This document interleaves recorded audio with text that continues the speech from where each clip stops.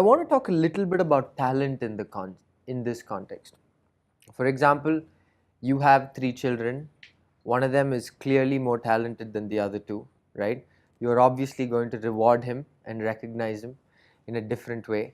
Equity there doesn't can be a little bit of a stumbling block. But again, on a more serious note, um, we have this aspiration to be number two, right? And getting us there is going to be on the backs of some very talented people. I'm talking about business rock stars, whether it's with technology, whether it's with marketing, sales, across multiple dimensions. How do you create a culture in the company that A, recognizes excellence, and B, rewards it, so that you have those people who are willing to stay in their careers long term? Because talented people are attractive people to other entities, so that's where you have the biggest risk of attrition. So A, how do you recognize them, and B, how do you retain them? Well, first of all, on a lighter note, I'm thrilled with your humility that you accept Varun as very competent.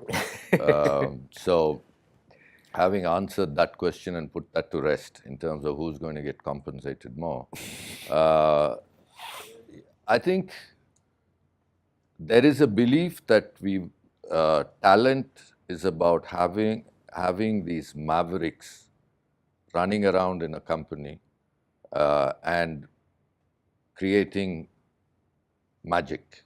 You know? That's a company.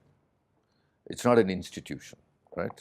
The goal with ELGi and its aspiration is about building an institution. Yeah, an institution survives for long periods of time.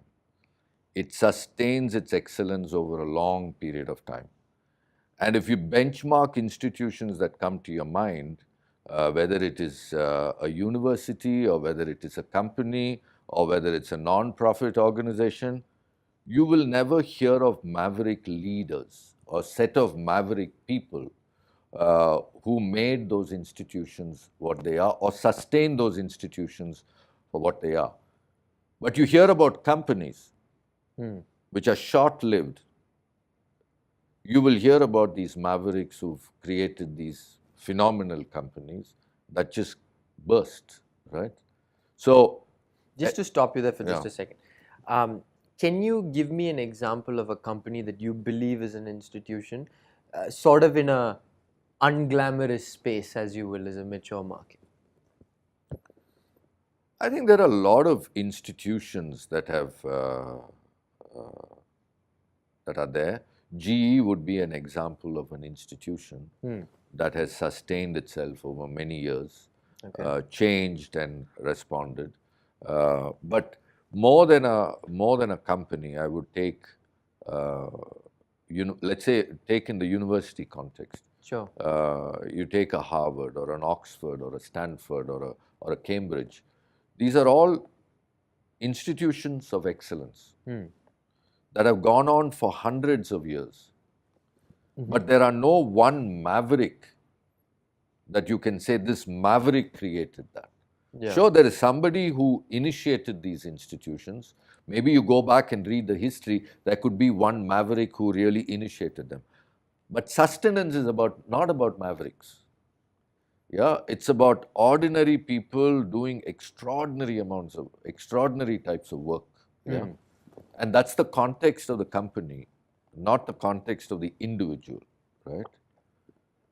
And if you look at talent, you go to a school. When you went to school, not everybody got the same grades. Yeah.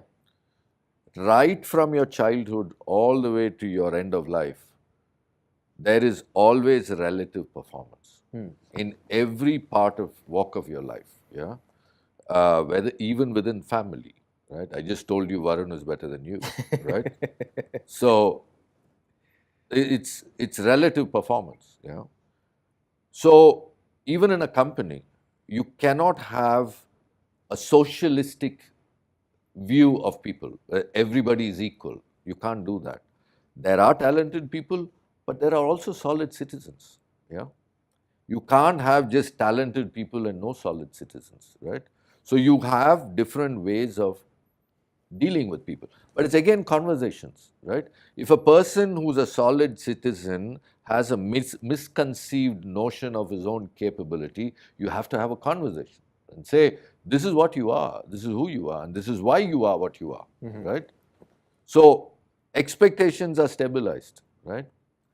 Same thing with talented people. You've got to go and tell them you are talented. And we will embrace you, we will recognize you, we will fast track you, we will move you. But how to do all this in a very equitable, transparent, fair manner? That's really the challenge of talent management, right? And we are going through these challenges in our company. Yeah? So we have some idea who our talented are, but we don't have a lot of very clear process by which we can say we are reasonably sure these are our top talent. We're reasonably sure these are our solid citizens, right? So, but it's a journey. It's not something that there is a mathematical model that you can pick and adapt in your company. It's a process of discovery, right? But it's an important part of the process of discovery. Without that, you're really not going to build an institution, because institution requires highly talented people along with solid citizens.